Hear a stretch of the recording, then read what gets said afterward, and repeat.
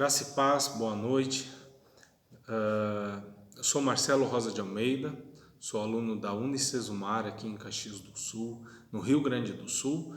Eu vou estar trazendo então, apresentando o trabalho de atividade mapa da matéria de práticas e pregações ministeriais.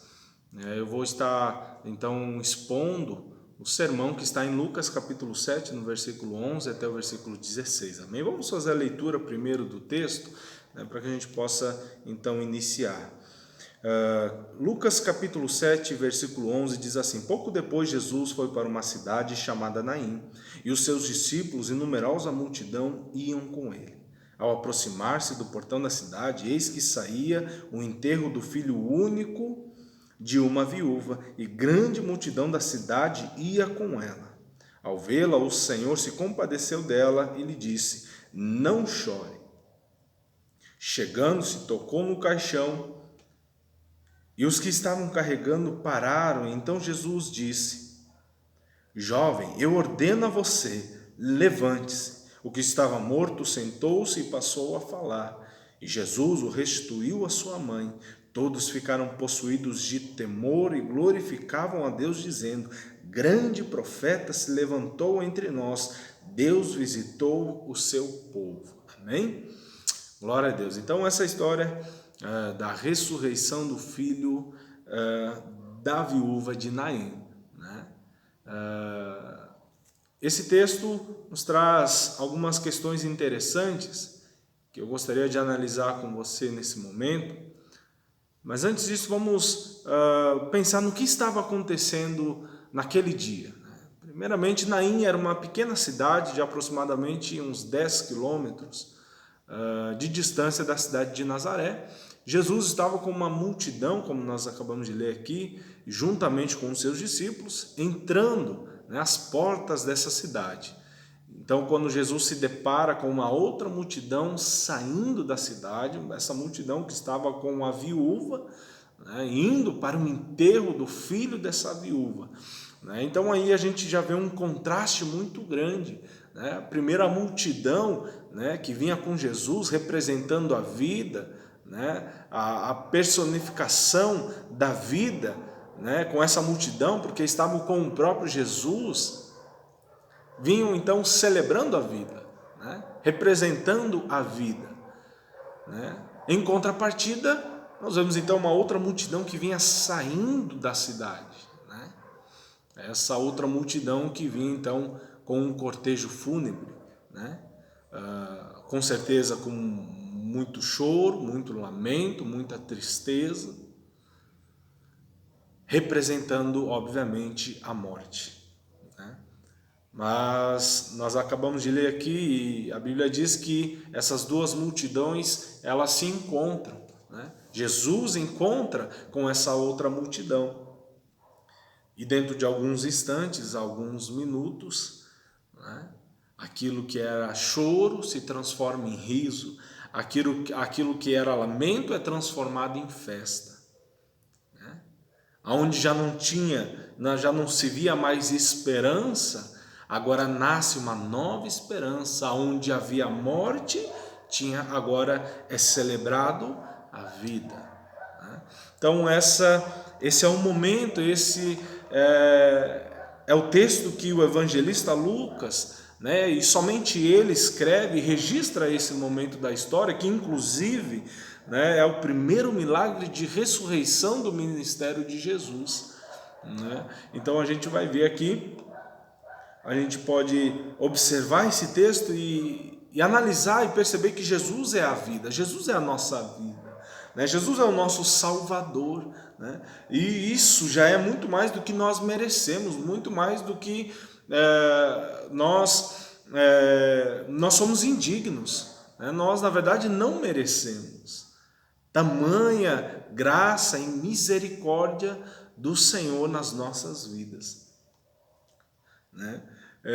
Nós, por muitas vezes, a fadiga do dia a dia, nos acontecimentos da vida, nos leva a pensar e a um entendimento muito errado de que Jesus não está conosco, de que Deus não está conosco, não está cuidando de nós, que Ele está longe, que o Senhor não é um Deus presente, né?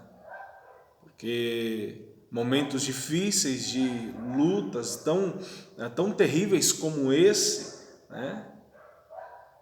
Nenhum de nós esperamos passar e enfrentar, não é verdade? Mas a gente vê aqui que quando essa multidão que estava saindo da cidade, eles se deparam com Jesus, com essa multidão que representa a vida, quando eles se encontram, tudo muda, né? A realidade muda, a história então muda, né?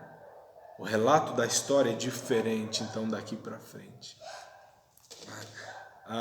Jesus vinha seguindo, né? Logo depois de curar o servo do centurião, um pouco atrás, né? Jesus vinha seguindo com ele essa multidão que vinha seguindo Jesus, né? E os seus discípulos também estavam com ele. Quando eles entram na cidade, estão prestes a entrar nessa cidade, eles se deparam com essa outra multidão, né? E pelo menos 3 momentos, 3 pontos que eu gostaria de analisar com você nesse texto, que está no versículo 13, por exemplo. Pelo menos 3 pontos eu gostaria de com que a gente pensasse nesse momento, amém? Versículo 13 diz assim: ao vê-la, o Senhor se compadeceu dela e lhe disse: não chore. Primeira coisa que eu gostaria de pensar com você nesse momento é que Jesus enxerga as nossas aflições. A viúva deixa para trás a sua esperança, o seu futuro, esse que era incerto. Estava tudo prestes a ser enterrado. Mas Jesus viu essa viúva. Jesus enxergou as aflições, o luto, a dor, a tristeza dessa viúva. Assim somos nós também. Jesus, ele enxerga as nossas aflições. Jesus viu no íntimo da dor da viúva. Jesus observa e vê todo o sofrimento humano. Assim ele faz com nós também. Jesus enxerga as tuas aflições, as minhas aflições, né? De todos que estavam presentes, somente Jesus poderia fazer aquilo. Somente Jesus poderia ver o que ninguém podia ver. Somente Jesus. Ele enxerga as nossas dores, as nossas aflições. Mas ainda uma segunda coisa eu gostaria de pensar contigo nesse momento, ainda no versículo 13, diz assim: ao vê-la, o Senhor se compadeceu dela. Jesus se compadece das nossas aflições. O nosso Deus, o nosso Senhor, ele se compadece das nossas aflições. Ele não apenas viu, mas ele também se compadeceu da dor, do choro, da tristeza. Ele se compadeceu. Jesus não apenas observou e virou as costas e voltou. Não, ele se compadeceu dela. A ponto de dizer: não chores, né? Essas palavras com profunda empatia, né? Essas palavras cheias de graça, cheias de misericórdia. Quanta beleza a gente pode ver e observar nessas palavras, né?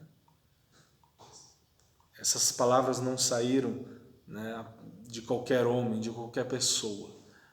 Quando Jesus fala não chores, não é qualquer pessoa que está falando, mas sim o Rei do Universo, o dono da vida, o Rei dos Reis. Era Jesus que estava falando, porque seria até um pouco estranho pensarmos, humanamente falando, né? Quando ele fala não chores para alguém que está enlutado, para alguém que está num momento tão difícil, tão cheio de dor, tão cheio de tristeza, e chegar um conselho como esse, não chores, humanamente falando seria impossível. Impossível. Mas era Jesus, era o dono da vida que estava trazendo o alívio, estava trazendo a restauração, trazendo a provisão para a vida daquela viúva. Mas uma terceira coisa ainda eu gostaria de analisar, terceiro e último ponto que eu gostaria de trazer para você nesse momento é que Jesus intervém em nosso favor. Ainda no versículo 13, Jesus diz assim, aliás, o evangelista Lucas registra assim: ao vê-la, o Senhor se compadeceu dela e lhe disse: não chore. Jesus, ele intervém em nosso favor. Jesus não apenas viu, Jesus não apenas se compadeceu, mas ele interveio, ele agiu. Jesus mudou a realidade, né? Jesus mudou a história. Jesus, ele intervém em nosso favor. Jesus mudou toda a história. Jesus não ficou apenas no campo das emoções, do sentimento, como Jesus se compadeceu dela também. Jesus não ficou apenas nisso, mas Jesus interveio, Jesus agiu naquele momento. Jesus, ele age em nosso favor. Jesus, ele intervém em nosso favor também. Jesus fez isso na nossa situação de pecaminosidade. Jesus fez isso comigo e com você. Somente Ele, como Cordeiro Santo, puro, poderia nos livrar, nos trazer para um caminho de vida novamente. Somente Jesus poderia fazer isso, nos libertar por definitivo do pecado e da morte. Somente Jesus poderia nos livrar da morte eterna, do poder das trevas. Somente Jesus. E assim Ele o faz. Assim Ele fez com esse jovem, com essa viúva, assim Ele faz conosco. Assim Ele faz comigo e faz com você. Ele deseja nos colocar num novo e vivo caminho, nos trazer a vida novamente. Quantas pessoas estão mortas espiritualmente? Quantas pessoas já estão nesse caminho, como essa viúva estava, nesse caminho prestes a enterrar o seu futuro, a sua esperança, a continuidade, o seu legado. Quantas pessoas estão já nesse caminho, prestes a enterrar e a colocar debaixo de uma cova os seus sonhos, a sua alegria, os desejos, os planos. Quantas pessoas já não sonham mais, já perderam a esperança, por mais que estejam vivas fisicamente, mas estão mortas espiritualmente. Sem falar que só há vida em Jesus, só há vida quando nós temos um encontro com Jesus. Só há vida nele. Fora de Jesus não há vida, não existe vida. Talvez nesse momento você precisa ter esse encontro com Jesus. Talvez nesse momento você precisa encontrar com esse Jesus também. Assim como essa viúva encontrou com Jesus.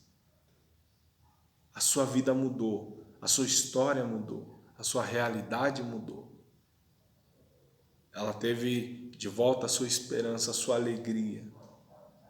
Talvez você já tenha perdido a sua alegria, a sua esperança. Quero te dizer algo nesse momento, você precisa ter um encontro com Jesus.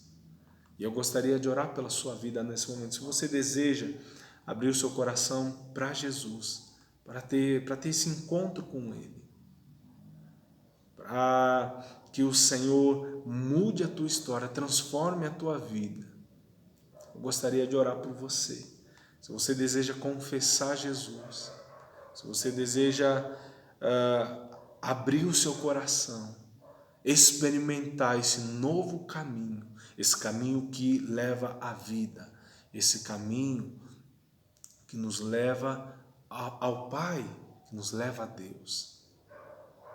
Eu quero orar contigo nesse momento.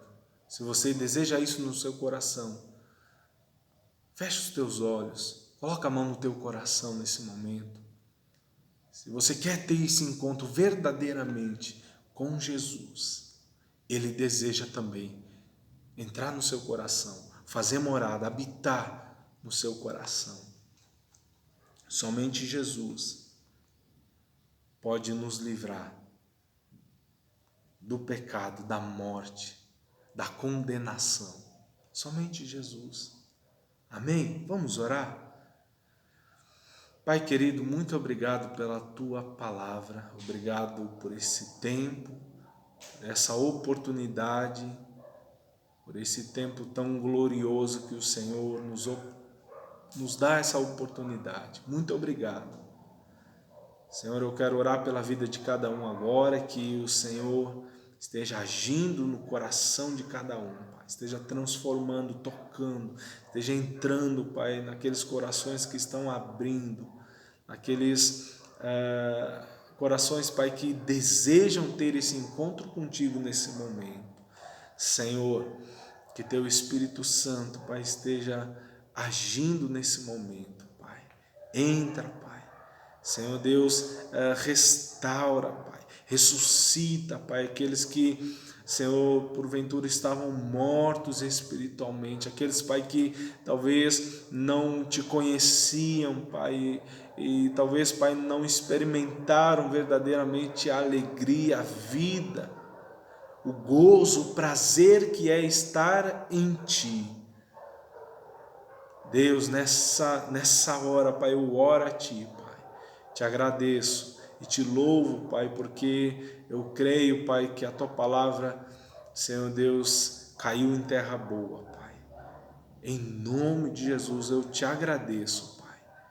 Te louvo e bendigo, Pai, Teu santo nome. Amém e amém. Que Deus abençoe a sua vida, em nome de Jesus.